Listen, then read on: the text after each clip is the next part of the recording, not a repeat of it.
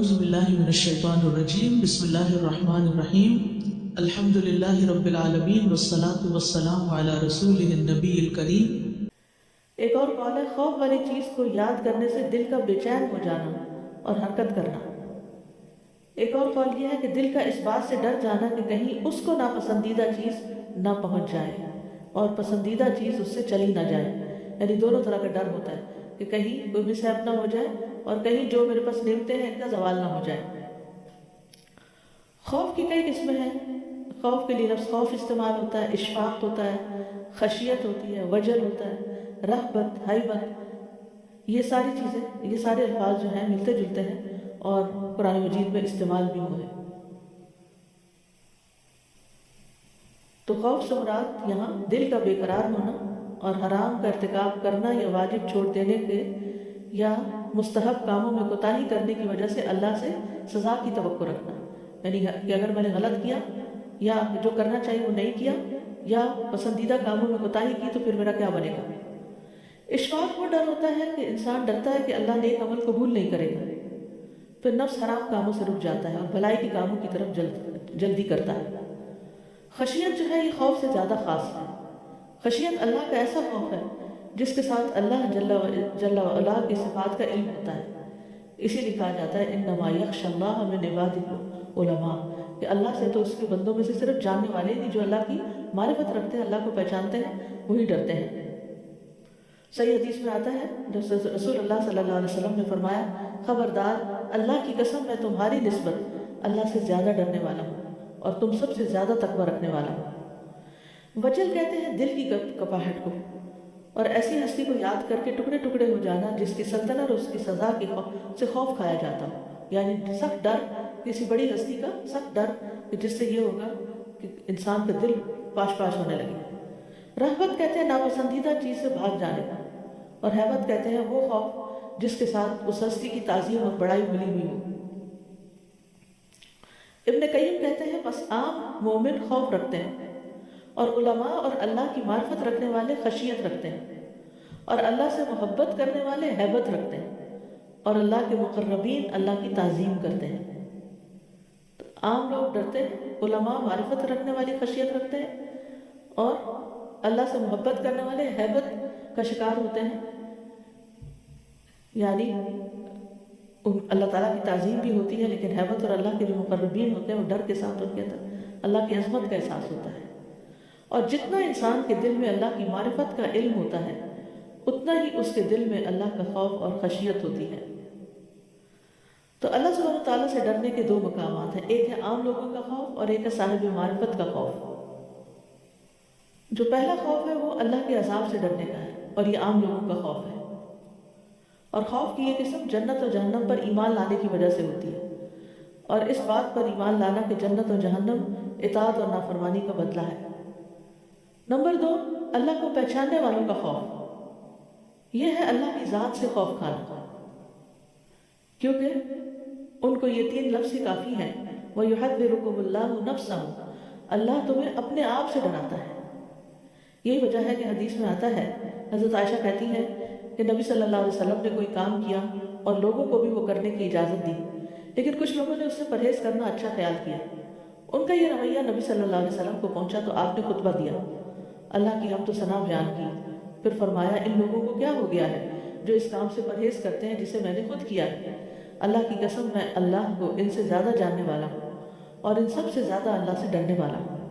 اور اللہ تعالیٰ کا فرمان ہے انما یخشی اللہ من عبادہ العلماء، کہ اللہ سے تو اس کے بندوں میں سے صرف جاننے والے ہی ڈرا کرتے ہیں، کیونکہ جب ان کے لیے اپنے رب کی معرفت اور اس کے اسماء و صفات کی تکمیل ہو جاتی ہے تو وہ دل پر خوف کے طور پر اثر انداز ہوتی ہے، پھر یہ خوف اعضاء پر عمل کی صورت میں آتا ہے، یعنی جب وہ اپنے رب کی معرفت حاصل کر لیتے ہیں، پہچان جاتے ہیں، تو پھر ان کے اوپر ایسا ڈر آتا ہے جو عمل میں بدل جاتا ہے، وہ صرف ڈر نہیں رہتا۔ ابن رجب کہتے ہیں کہ واجب خوف کی مقدار وہ ہے جو انسان کو فرائض کے ادا کرنے اور حرام کاموں سے بچنے پر آمادہ کر دے، یعنی اتنا خوف ہر ایک کے اندر ہونا چاہیے کہ جس کی وجہ سے انسان اپنے فرائض پورے کرے اور حرام کاموں سے بچے۔ اگر خوف اس سے زیادہ ہو جائے تو وہ نفس کو نفلی نیکیوں میں کمر بستہ کرنے اور ناپسندیدہ کاموں کی باریکیوں سے رک جانے پر آمادہ کرے، اور فضول مباح کاموں میں فراخی سے بیزاری پیدا کرے تو یہ خوف زیادہ پسندیدہ ہوگا۔ اللہ کا ایسا خوف جو پسندیدہ نہیں۔ اگر خوف اس سے بڑھ جائے کہ انسان بیمار ہو جائے یا ہلاک ہو جائے یا چمٹ جانے والے غم میں پڑ جائے، ڈپریشن میں مبتلا ہو جائے، تو اس طرح کہ وہ اس کو اللہ کے مطلوب اور پسندیدہ فضیلت والے کاموں کو حاصل کرنے سے روک دے، تو یہ خوف پسندیدہ نہیں ہوگا۔ یعنی اللہ کا وہ ڈر پسندیدہ ہے جس کے بعد انسان کیا کرتا ہے؟ اللہ کی عبادت میں لگ جاتا ہے، اور وہ خوف ناپسندیدہ ہے کہ جس کی وجہ سے وہ کچھ کرنے کے قابل نہیں رہتا۔ ابن قیم کہتے ہیں کہ قابل تعریف اور سچا خوف وہ ہوتا ہے جو انسان اور اللہ عز و جل کی حرام کردہ چیزوں کے درمیان حائل ہو جائے، ان کے درمیان حائل ہو جائے۔ بس اگر یہ خوف اس سے آگے بڑھ جائے تو پھر خطرہ ہے کہ مایوسی اور نا امیدی پیدا ہو جائے گی۔ ابو عثمان کہتے ہیں کہ سچا خوف وہ ہے کہ ظاہری اور باطنی گناہوں سے بچ جانے پر آمادہ کرے۔ یعنی اصل خوف کیا ہے؟ کہ انسان سامنے اور چھپ کے کہیں بھی غلط کام نہ کرے۔ ایک طبعی خوف بھی ہوتا ہے، اس پر بندے کو ملامت نہیں کی جاتی، بشرطے کہ یہ خوف واجب کو چھوڑنے یا کسی حرام فعل کے ارتکاب کی طرف نہ لے جائے۔ اور اگر وہ خوف بلا وجہ ہو یا اس کی وجہ کمزور ہو، جیسا کہ کوئی اندھیرے سے ڈرتا ہو یا اس خوف کا سبب کوئی وہم ہو، تو یہ خوف قابل مذمت ہے، یہ بھی پسندیدہ خوف نہیں ہے۔ تو اللہ سے ڈرنے کا معیار کیا ہے؟ نبی صلی اللہ علیہ وسلم نے فرمایا تم اللہ سے اس طرح ڈرو گویا تم اللہ کو دیکھ رہے ہو۔ اگر یہ مرتبہ حاصل نہ ہو تو کم از کم اتنا یقین رکھو کہ اللہ تمہیں دیکھ رہا ہے۔ لیکن یہ یاد رکھیے کہ خوف کے ساتھ محبت کا ہونا بھی ضروری ہے۔ مومن کے دل میں جتنا اللہ کا ڈر ہو اتنی ہی اس سے اچھی امید بھی ہونی چاہیے، جبکہ اللہ کی محبت سب سے زیادہ ہونی چاہیے۔ محبت توحید کی شرائط میں سے ایک شرط ہے۔ والذین آمنوا اشد حبا للہ، ایمان والے ہی سب سے زیادہ اللہ سے محبت رکھتے ہیں۔ تو ہمیں امید اور خوف دونوں کے ساتھ اپنے رب کو پکارنا چاہیے۔ قرآن مجید میں آتا ہے اولئک الذین یدعون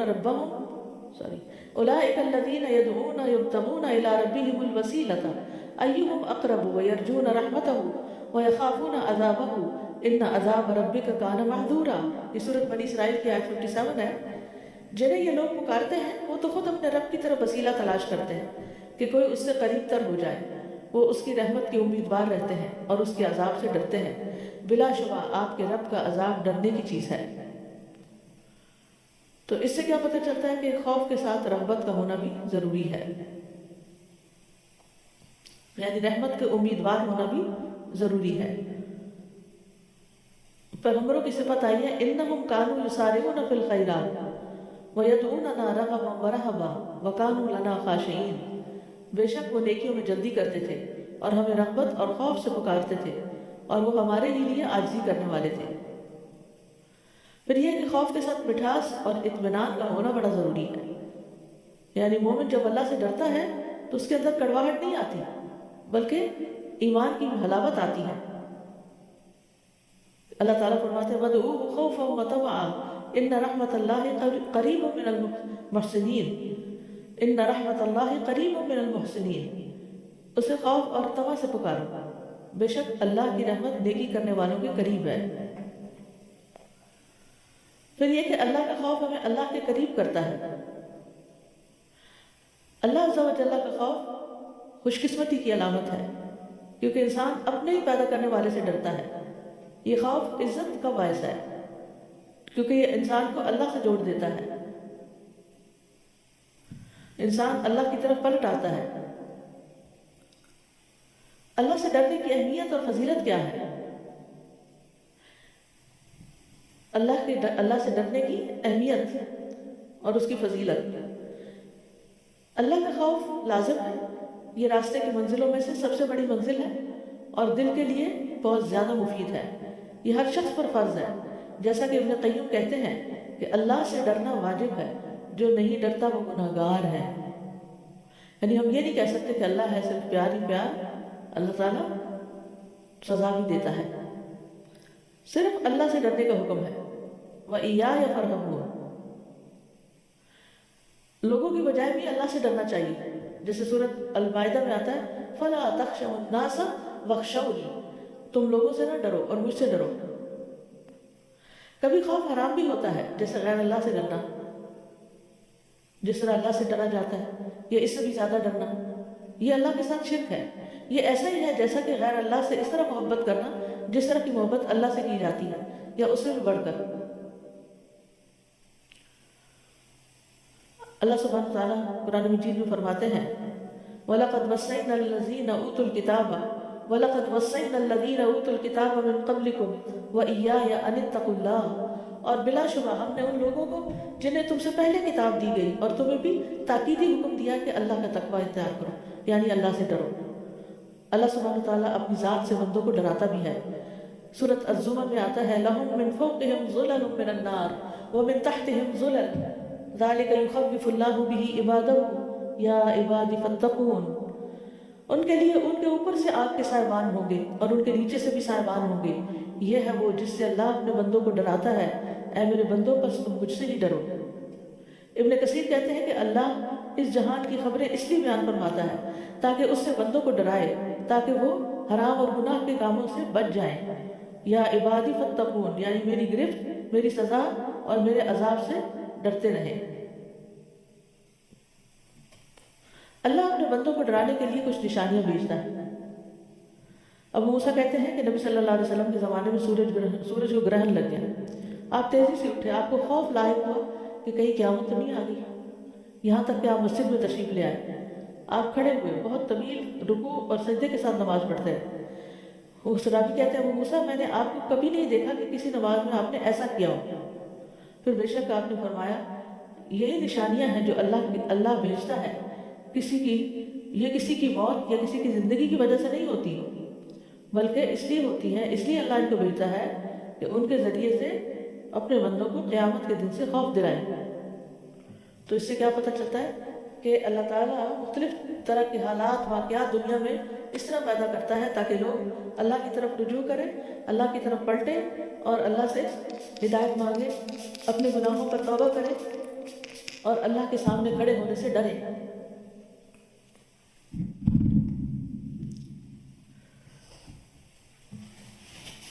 سورۃ الزمر میں آتا ہے لَهُم مِّن فَوْقِهِمْ ظُلَلٌ مِّنَ النَّارِ وَمِن تَحْتِهِمْ ظُلَلٌ ذَلِكَ يُخَوِّفُ اللَّهُ بِهِ عِبَادَهُ يَا عِبَادِ فَاتَّقُونِ، ان کے لیے ان کے اوپر سے آگ کے سائبان ہوں گے اور ان کے نیچے سے بھی ہوں گے، یہ وہ ہے جس سے اللہ اپنے بندوں کو ڈراتا ہے، اے میرے بندوں بس تم مجھ سے ڈرو۔ خوف اور ایمان لازم و ملزوم ہے۔ حافظ ابن حجر کہتے ہیں کہ بے شک خوف اعلیٰ مقامات میں سے ایک مقام ہے اور ایمان کی لازمی چیزوں میں سے ہے۔ قرآن مجید میں آتا ہے سورۃ آل عمران میں فَلَا تَخَافُوهُمْ وَخَافُونِ إِن كُنتُم مُؤْمِنِينَ، تم ان سے مت ڈرنا، مجھ سے ڈرنا اگر تم مومن ہو۔ تو اس آیت میں اکیلے اللہ سے ڈرنے کا حکم دیا جا رہا ہے اور یہ ایمان کا لازمی جزو ہے۔ جتنا انسان کے دل میں ایمان ہوتا ہے وہ اتنا ہی زیادہ اللہ سے ڈرتا ہے۔ نیک بندے اور خالص دل کے حامل لوگ ہمیشہ اللہ سے ڈرتے ہیں۔ یہ انبیاء کی صفت بھی ہے، فرشتوں کی صفت بھی ہے۔ سورۃ النحل میں آتا ہے وَلِلَّهِ يَسْجُدُ مَا فِي السَّمَاوَاتِ وَمَا فِي الْأَرْضِ مِن دَابَّةٍ وَالْمَلَائِكَةُ وَهُمْ يَسْتَكْبِرُونَ يَخَافُونَ رَبَّهُم مِّن فَوْقِهِمْ وَيَفْعَلُونَ مَا يُؤْمَرُونَ، اور اللہ ہی کے لیے سجدہ کرتی ہے ہر وہ چیز جو آسمانوں اور زمین میں ہے، کوئی بھی چلنے والا جانور ہو اور فرشتے بھی، وہ تکبر نہیں کرتے، وہ اپنے رب سے جو ان کے اوپر ہے ڈرتے ہیں اور وہ کرتے ہیں جو انہیں حکم دیا جاتا ہے۔ تو اس ڈر کا اصل مقصد کیا ہے کہ بندے کے اندر نیکی کے کاموں کی طرف رغبت پیدا ہو اور برائیاں چھوڑنے کا خوف پیدا ہو۔ میکائیل علیہ السلام بھی اللہ سے ڈرتے ہیں۔ جب سے جہنم پیدا ہوئی ہے میکائیل علیہ السلام کبھی نہیں ہنسے۔ جبرائیل علیہ السلام جن کی بہت شان اور مرتبہ ہے، رسول اللہ صلی اللہ علیہ وسلم نے فرمایا میں اسراء والی رات بلند مرتبہ فرشتوں کے پاس سے گزرا اور جبریل اللہ کی خشیت کی وجہ سے بوسیدہ پالان کی طرح لگ رہے تھے۔ ابراہیم علیہ السلام بھی اپنے رب سے ڈرتے تھے، حالانکہ اللہ تعالیٰ نے ان کو اپنا دوست بنا لیا تھا۔ وہ کہتے ہیں یا ابت انی اخاف ان یمسک عذاب من الرحمن، اے میرے باپ میں بے شک ڈرتا ہوں کہ تجھ پر رحمان کی طرف سے کوئی عذاب نہ آ پڑے، فتکون للشیطان ولیا، پھر تو شیطان کا ساتھی بن جائے۔ نوح علیہ السلام بھی اللہ سے ڈرتے تھے۔ وہ کہتے ہیں اپنی قوم کو انی اخاف علیکم عذاب یوم عظیم.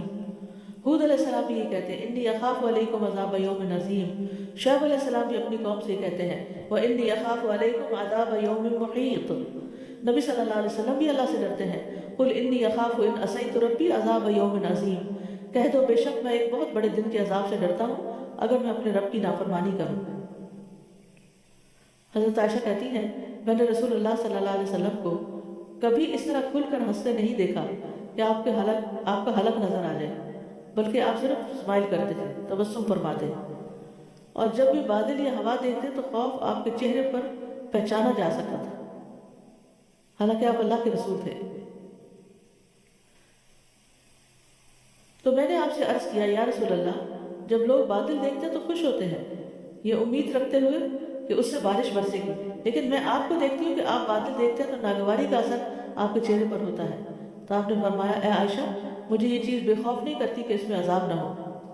یعنی ہو سکتا ہے کہ اسی لپٹے ہوئے یعنی بادل کے اندر سے یعنی بادلوں کی طرح کے اندر سے کوئی عذاب نہ آ جائے. ایک قوم میں آگ ہوا کے ساتھ عذاب دی گئی تھی، انہوں نے جب عذاب دیکھا تو بولے یہ تو بادل ہے جو ان پہ برسے گا. پھر متقین کی صفات میں سے ہے الذین یخشون ربہم بالغیب کہ وہ اپنے رب سے غائبانہ طور پہ ڈرتے ہیں. ابن رجب کہتے ہیں کہ اللہ کی قسم اللہ نے مخلوق کو اس لیے پیدا کیا تاکہ وہ اس کو پہچانے یعنی اللہ اس کی عبادت کرے اور اس سے ڈرے. اللہ نے اپنی عظمت اور بڑائی پر دلائل مقرر کر دیے ہیں تاکہ لوگ اس سے ڈریں اور اس کی تعظیم کرتے ہوئے اس کا خوف کریں. اور ان کے لیے اللہ نے اپنے عذاب کی شدت اور اپنے سزا کے مقام کو بیان کیا ہے اور جو اللہ کی نافرمانی کرنے والے لوگوں کے لیے تیار کر رکھا ہے تاکہ وہ سخت عذاب والے گھر سے یعنی کہ سخت عذاب والے گھر سے نیک اعمال کی وجہ سے بچ جائیں. رسولوں کے بھیجے جانے کا مقصد بھی کیا ہے؟ انذار اور تبشیر کرتے ہیں وہ تو وہ بھی ڈرانے والے ہیں، لوگوں کو خبردار کرنے والے ہیں. راغب اصفہانی اپنی کتاب مفردات میں کہتے ہیں کہ انذار ایسی چیز کی خبر دینے کو کہتے ہیں جس میں خوف زدہ کیا گیا ہو، یعنی ایسی خبر جس سے خوف دلایا گیا ہو. اور تبشیر ایسی خبر دینا جس میں خوشی ہو. تو اللہ کا قرب پانے کے لیے ضروری ہے کہ انسان اللہ سے ڈرے بھی. فرمایا ان اکرمکم عند اللہ اتقاکم، اللہ کے نزدیک عزت والا سب سے زیادہ عزت والا وہی ہے جو تم میں سب سے زیادہ ڈرنے والا ہے. مقرب لوگوں کے اندر خوف کی کثرت ہوتی ہے، شدت ہوتی ہے.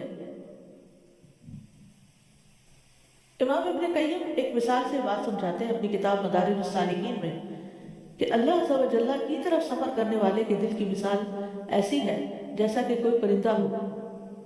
اللہ کی محبت اس کا سر اور اللہ کا خوف اس کی رحمت کی امید اور اس کے دو پر ہو. اس سے زائد یعنی اور پھر سر اور دونوں پر سلامت ہوں گے تو پرندے کی اڑان بھی عمدہ ہوگی. ٹھیک ہے، یعنی اللہ تعالیٰ کی طرف جو اللہ کی پہچان کرتا ہے، اللہ کی معرفت رکھتا ہے تو وہ ایسا ہے جیسے کوئی پرندہ ہوتا ہے، پرندہ اڑ کے جا رہا ہے تو اس کے ساتھ اس کو اللہ کی محبت بھی ہوتی ہے، اللہ کا خوف بھی ہوتا ہے اور اللہ کی رحمت سے امید بھی ہوتی. تو تین چیزیں ہو گئی، محبت، خوف اور امید. کہتے ہیں اگر سر کاٹ دیا جائے تو پرندہ مر جائے گا اور اگر اس کے بازو ہو جائے تو ہر شکاری اور ہر توڑ پھوڑ کرنے والے کا نشانہ بن جائے گا. یعنی اگر مراد کیا ہے کہ اللہ کی محبت سے مراد اس کا سر ہے تو سر کاٹ دیا، محبت ختم، پرندہ ہی مر جائے گا. اس کی خوف اور اس کی رحمت کی امید اس کے دونوں پر ہیں. اگر یہ نہ رہے تو وہ اڑ ہی نہیں سکتا. اور پھر اگر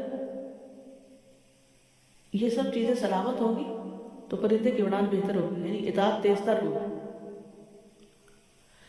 سلف صالحین بھی اللہ سے ڈرا کرتے تھے. حضرت عمر کہتے ہیں کہ اگر کوئی آسمان سے اعلان کرنے والا اعلان کرے کہ اے لوگوں تم سب لوگ جنت میں جا رہے ہو، صرف ایک آدمی نہیں جائے گا، تو مجھے ڈر ہوگا کہ کہیں وہ میں ہی نہ ہوں. ابن عمر کہتے ہیں کہ عمر رضی اللہ عنہ کا سر اس بیماری میں میری ران پہ تھا جس میں وہ فوت ہوئے. تو انہوں نے مجھے کہا میرا سر نیچے رکھ دو، تو میں نے ان کا سر زمین پر رکھ دیا. پھر انہوں نے کہا اگر اللہ مجھ پر رحم نہ کرے تو میرے اور میرے ماں کے لیے بربادی ہو. یعنی اللہ کی رحمت ہوگی تو ہی ہم پار لگیں گے۔ اللہ کے خوف کے فائدے کیا ہیں؟ نمبر 1، کامیابی ملتی ہے، دنیا میں بھی آخرت میں بھی۔ پھر نجات ملتی ہے۔ رسول اللہ صلی اللہ علیہ وسلم نے فرمایا 3 چیزیں نجات دینے والی ہیں، جن میں سے ایک چھپے اور ظاہر، اللہ کا ڈر، اللہ کی خشیت۔ پھر اللہ کے ڈر کی وجہ سے گناہ چھوڑنے پر نیکی لکھ دی جاتی ہے۔ اللہ کے خوف سے بہنے والے آنسو جو ہیں وہ اللہ تعالیٰ کو بہت زیادہ پسندیدہ ہیں۔ فرمایا اللہ کے نزدیک 2 قطروں اور 2 نشانوں سے زیادہ کوئی چیز محبوب نہیں۔ ایک وہ قطرہ جو اللہ کے خوف سے آنسو بن کر نکلے، یعنی جو اللہ کے ڈر سے روتا ہے انسان، تو اس کا یہ رونے والا جو قطرہ گرتا ہے یہ اللہ تعالیٰ کو بہت محبوب ہے۔ اور دوسرا وہ خون کا قطرہ جو اللہ کی راہ میں بہہ جائے۔ پھر اللہ سے ڈرنے والوں کے لیے وعدہ کیا گیا کہ انہیں زمین پر اقتدار ملے گا۔ اللہ سے ڈرنے کی مناسبت سے مخلوق کا بھی اس بندے سے ڈرنا۔ یحییٰ بن معاذ کہتے ہیں کہ جس قدر آپ اللہ سے محبت کرتے ہیں اتنا ہی مخلوق آپ سے محبت کرتی ہے، اور جتنا آپ اللہ سے ڈرتے ہیں مخلوق اتنا ہی آپ سے ڈرتی ہے۔ کتنی دلچسپ بات ہے، یعنی جتنی آپ کو اللہ سے محبت ہے لوگ بھی اتنا ہی آپ سے محبت کریں گے، اور جتنا آپ اللہ سے ڈریں گے مخلوق بھی اتنی آپ سے ڈرے گی، اور جتنا آپ اللہ کی ذات میں مصروف رہتے ہیں اتنا ہی مخلوق آپ کے کام میں مصروف رہتی ہے۔ خوف گناہوں کی معافی کا ذریعہ بھی ہے۔ ایک شخص جو اللہ سے ڈرتا تھا لیکن اس کے پاس نیک عمل نہیں تھے، تو اس نے اپنی اولاد کو کہا جب میں مر جاؤں مجھے جلا دینا اور میری راکھ کو پھر پیس کر جس دن تیز ہوا چل رہی ہے سمندر میں بہا دینا۔ تو جب وہ فوت ہو گیا تو اللہ تعالیٰ نے پانی کے فرشتوں کو حکم دیا کہ سارے ذرات اس کے اکٹھے کر لیں، ہوا کے فرشتوں کو حکم دیا وہ اکٹھا کر لیں اس کا سٹف۔ تو اب اس کو ایک انسان بنا کر اللہ کے حضور کھڑا کیا گیا۔ تو اللہ تعالیٰ نے پوچھا کہ اس کام پر تجھے کس چیز نے مجبور کیا تھا؟ اس نے کہا یا رب آپ کے خوف کی وجہ سے۔ اس پر اللہ تعالیٰ نے اس کی بخشش فرما دی۔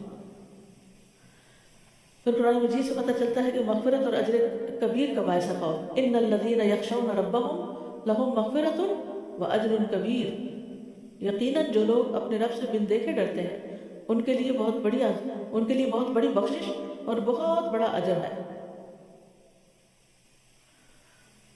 کیا آج دنیا میں ڈرنا جو ہے وہ قیامت کے دن امن کا باعث ہوگا۔ حساب کے دن کا اطمینان ہوگا۔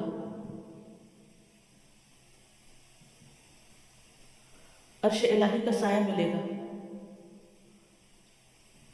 سبعۃ یظلهم اللہ، رجل ذکر اللہ ففاضت عیناہ۔ نبی صلی اللہ علیہ وسلم نے فرمایا 7 طرح کے لوگ وہ ہیں جنہیں اللہ تعالیٰ اپنے سائے میں جگہ دے گا۔ ان میں سے ایک وہ شخص بھی ہے جس نے اللہ کو یاد کیا تو اس کی آنکھیں بہہ پڑی۔